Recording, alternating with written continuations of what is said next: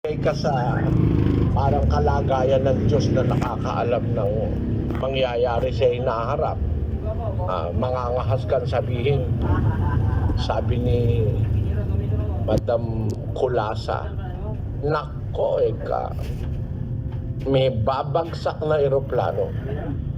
Hindi naman sinabi kung anong araw, kung saan. Basta may babagsak na eroplano. Parang hula-hula na hindi man sinabi may babagsak na eroplano sa Davao o may babagsak na eroplano sa Los Angeles. Alam nyo kasi, ang eroplano, yan ang binabantayan sa buong mundo. Pag may bumaksak, hindi pwedeng hindi babalita sa buong mundo. Sabi ni Madam Kulasa, may babaksak na eroplano. Hindi man sinabi kung saan. Dapat, kung talagang nakakakita ka, may mananalo sa loto, taga Bohol. Ganon, ang street, ganon, ang number, ganon. Kung talagang totoo yun, para matayaan na yung tamang number. Ba't ganon? Kung talagang nakakakita kayo, sabihin nyo doon sa mahirap, tumaya ka sa loto. Bukas, ang tatamang numero, ganire.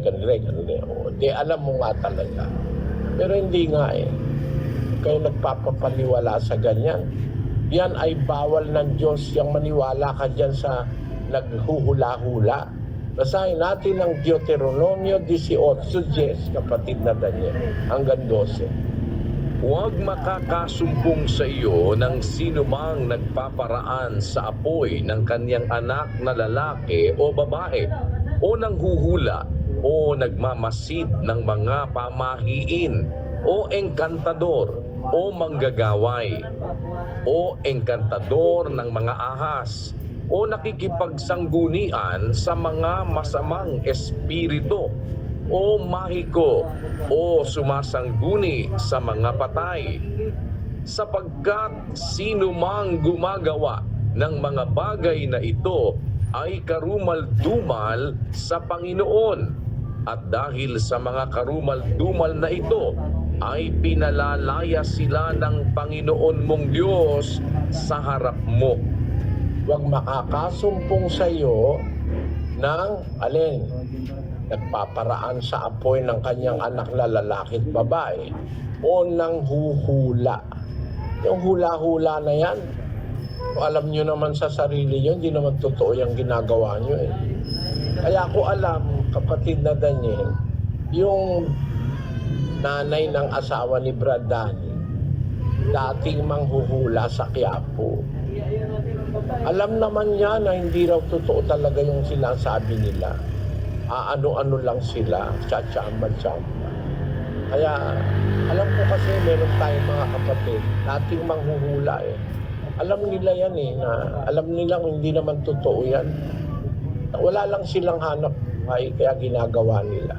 At doon, nakikiramay ako. Pero bawal po ng Diyos yan. Kahit na magalit kayo sa akin, bawal ng Diyos yan. Hanap na lang kayo ng iba. Pinapaasa nyo kasi yung mga tao sa maling pag-asa. Napakasama sa tao na paasahin natin sa maling pag-asa.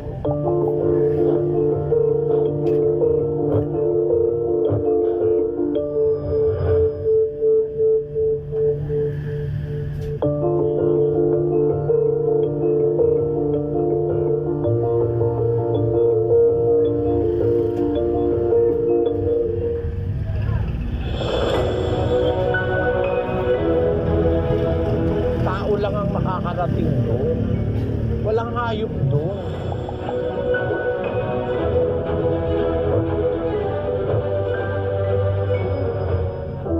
Wala namang nakasulat sa Biblia na babalik uli ng Diyos yung Eden. Wala noon. Kasi dati raw yung Eden may mga hayop. Kaya pag binalik daw yung Eden, may animal din. Saan mo nabasa sa Biblia yon? Tignan natin sa Biblia kung merong mapupuntang aso doon sa langit. Primera Tesalonica 4:16. Sapagkat ang Panginoon din ang bababang mula sa langit, na may isang sigaw, may tinig ng arkanghel at may pakakak ng Diyos. At ang nangamatay kay Kristo ay unang mga bubuhay na magmuli. Meron bang hayop na namatay kay Kristo? Para sabihin mong magkakaroon ng hayop sa langit, tao lang ang makakarating doon. Walang hayop doon. Wala akong nababasa na pagkakataon na ang Diyos naglagay ng hayop sa langit. Sa langit, merong 4 na nilalang na buhay, pero hindi hayop. Hindi hayop. Yung 4 na nilalang na buhay, may anyo na ang isa, anyo ng isang tao, yung isa, anyo ng isang agila, yung isa, anyo ng isang buyang baka, at yung isa, anyo ng isang leon. Pero hindi hayop yun. 4 na nilalang na buhay yun. Ha? The 4 living creatures. Hindi hayop yan. Wala kang mababasa na yan ay tinatawag na hayop. Kundi ang mababasa mo, 4 na nilalang na buhay yan.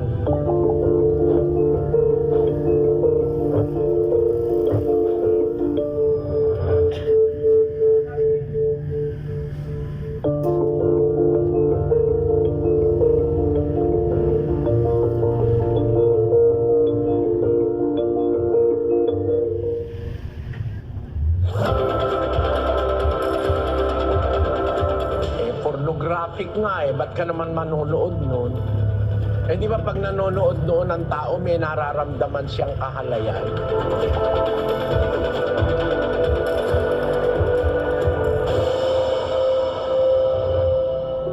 Di kasama yun dun sa masasamang pita ng mata. Masama yun, kapatid. Nagdudulot yun ng discontentment para sa iyo, sa asawa mo, o sa partner mo sa buhay. Para bang pagka wala ka ng panonooring bold, wala ka ng gusto sa asawa mo. Ayaw ng Diyos yun. Basahin natin ang 2:15 ni Malakias. Pakinggan niyo. At di bagas siya'y gumawa ng isa, bagaman siya'y may labis na espiritu. At bakit isa? Kanyang hinanap ang lahing makadiyos. Kaya't ingatan ninyo ang inyong kalooban at huwag nang manglilo laban sa asawa ng kanyang kabataan. Yung asawa ng kabataan natin, huwag nating paglililuhan yun.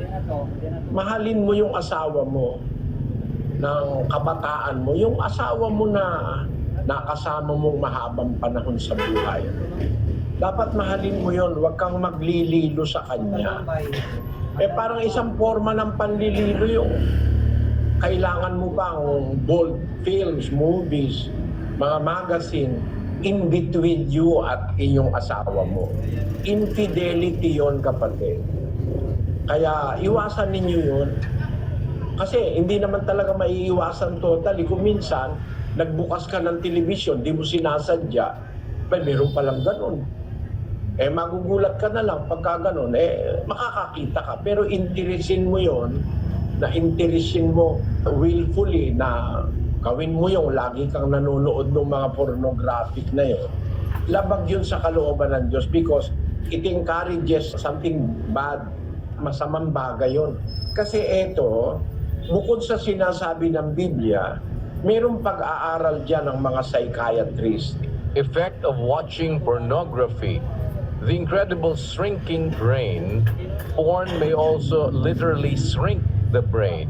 A 2014 study in the journal JAMA Psychiatry found men who regularly consumed porn had smaller brain volume and fewer connections in the striatum, a brain region tied to reward processing, compared with those who didn't view porn.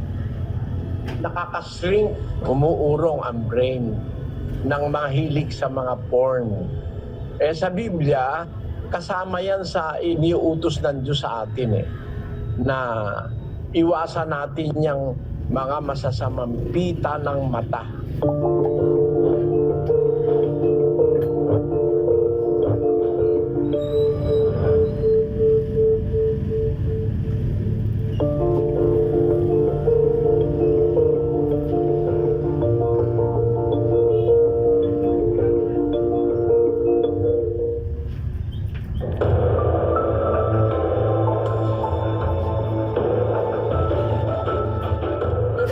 taong ang asawa mo, bubugbugin mo ng bubugbugin.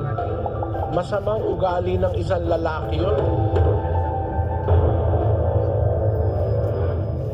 Napakamali sa isang lalaki na yung asawa niya, pati yung kanyang anak ay sinasaktan niya.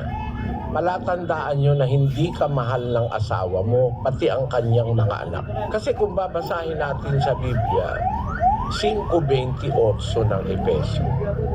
Gayon din naman, nararapat ibigin ng mga lalaki ang kani-kaniyang sariling asawa na gaya ng kanilang sariling mga katawan. Ang umiibig sa kaniyang sariling asawa ay umiibig sa kaniyang sarili. Sapagkat walang sino man na napuot kailanman sa kaniyang sariling katawan, kundi kinakandili at minamahal, gaya naman ni Kristo sa iglesia. Ang lalaking umiibig, kinakandili niya yung kanyang asawa. Gaya nung sarili niyang katawan. Ang tao, meron tayong pagkakandili sa katawan natin eh. Naliligo ka, yung katawan mo ayaw mong marumi, no? Nagsashampoo ka pa, nagsasabon ka